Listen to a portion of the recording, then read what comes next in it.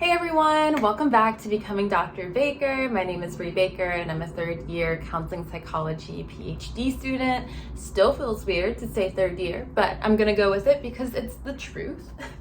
So this video is basically me just reflecting on my first video because I watched it recently because a lot of people tend to find me because of that like very clickbaity video that I posted back in 2020 about how I got accepted into an Ivy League institution after being rejected from every single PhD program I applied to just the year prior. So I watched it and I was like, wow, am I the same person? And just had some reactions to it that I wanted to share. Super quick video, had some free time and decided to make it. So sit down, relax, and listen to a little bit of story time. I guess I've just been doing a lot of reflection on like where I was during that time because it was an interesting time for me. It was, I guess you could say, a time of triumph. I mean, in 2020, despite the pandemic, I got accepted into grad school like February 2020, so things hadn't really kicked off yet.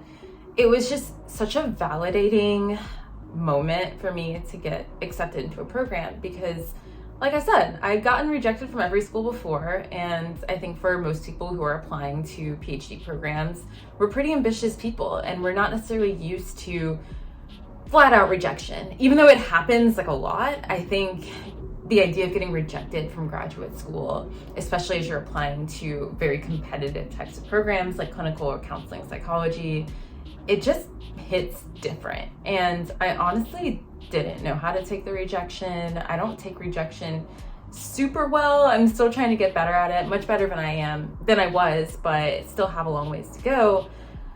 It was a really difficult time. So when I did get the acceptance, I feel like on top of the world is probably maybe too much for how I was feeling, but I just felt, really vindicated and really validated.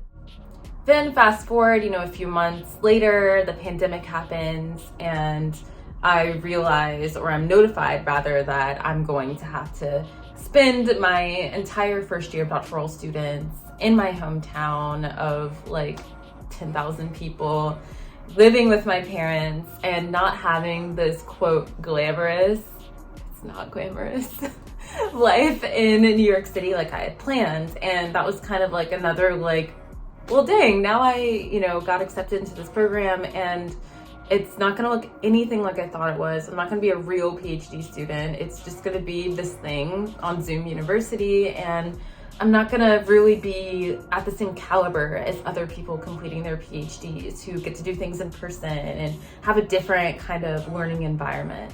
So I was hit with a little bit of sadness then, but still trying to relish in the fact that I'd gotten accepted to Columbia and that I would be doing this thing that I set out to do.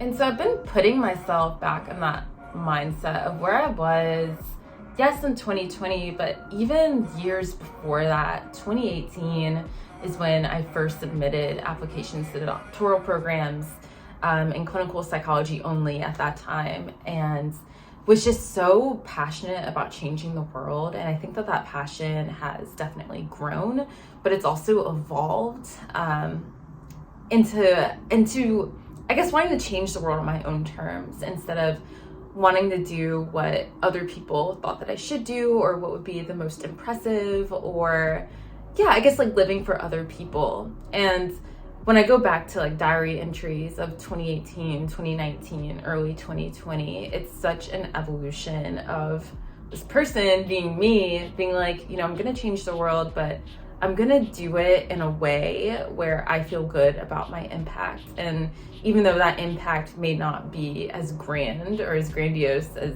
I originally wanted it to be, I was like, I'm gonna found another CDC, I think is what I wrote in like one of my diary entries. And now I'm like, I'm gonna settle for something a little bit smaller, but that may have, an equally as large impact. Watching myself change has been really interesting and cool, I guess you could say, but also just a really reflexive process. One of the things that I struggle with now is that most people do find me because of that first video that I posted oh my God, like so young, you're so passionate, you're so full of life, you really did this thing, you should be so proud, you're doing amazing things. And like now being in my third year and being in the thick of it, I'm like, I actually don't feel like I'm doing amazing things. I feel like I am failing most of the time. There was a period of time last semester where it was like every day I would just wake up and be like, I haven't accomplished anything.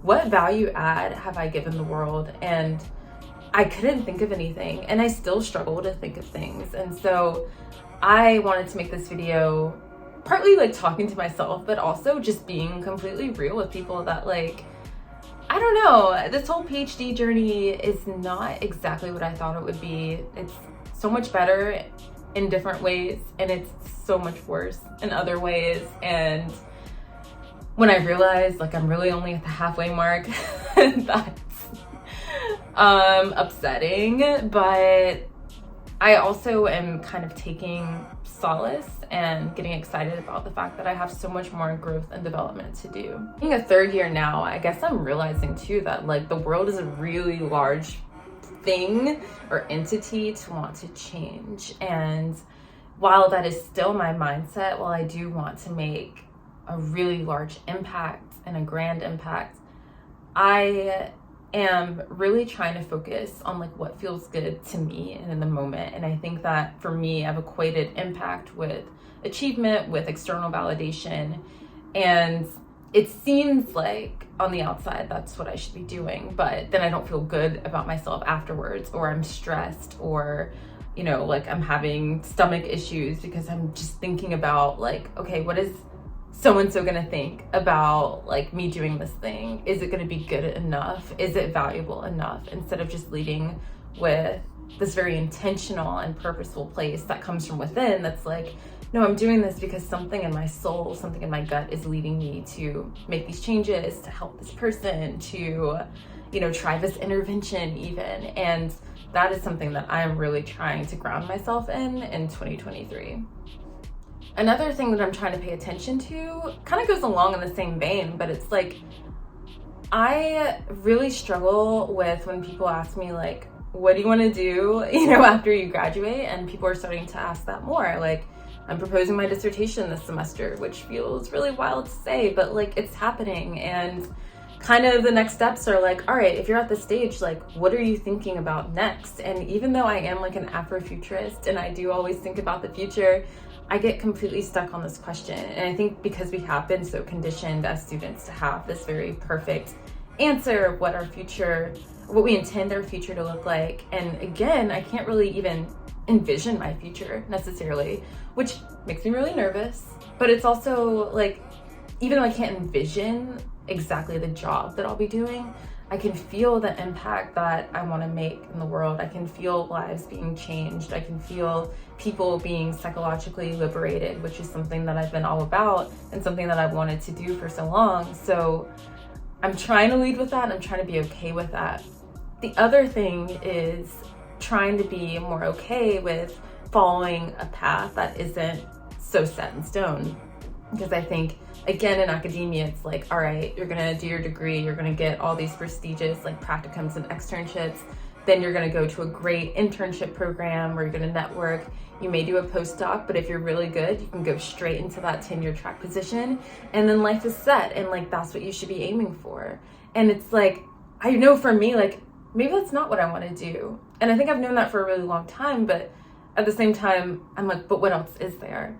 And being so afraid to follow my dreams because of what other people might think, if it is acting or being more in a public space or an entertainment space, or if it is writing and just immersing myself in more artistry and being grounded in psychological liberation through creation rather than, you know, necessarily like research in the traditional Western sense. I'm starting to be okay with that.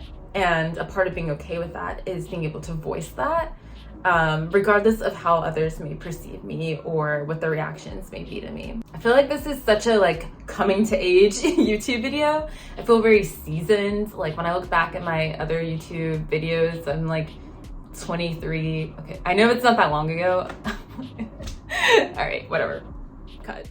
I know it's not that long ago, but Also, I remember reading this quote that was like, every year in your 20s is a revelation. And that's honestly how I feel. Like, I'm so grounded now. I'm 25, in my mid-20s, and you know, I like should be speaking with a really deep Elizabeth Holmes style voice or something. But I do feel more grounded. I feel more like, I feel lost, but in a good way. Not lost for myself, but wandering intentionally and embracing the chaos of what my life will be, and kind of being like, I know that I'm on a different path. I know that my journey is different. I know that I want to do something revolutionary and extraordinary. And a part of what comes with that is like not really knowing what's going to happen next, but trusting in yourself, trusting in the process. And for me, trusting in God, or, you know, whoever spiritual being or the universe you want to believe in. But basically believing in something that's greater than yourself and hoping that that thing or that will is going to propel you to do the amazing things that are in your heart.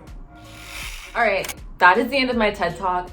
It was just on my mind. I wanted to speak it, and also actually had some like passion wanting to make a YouTube video, and I haven't had that in a while. So yeah, that's it for today. Thanks for tuning in, and I hope you have a blessed day. Bye.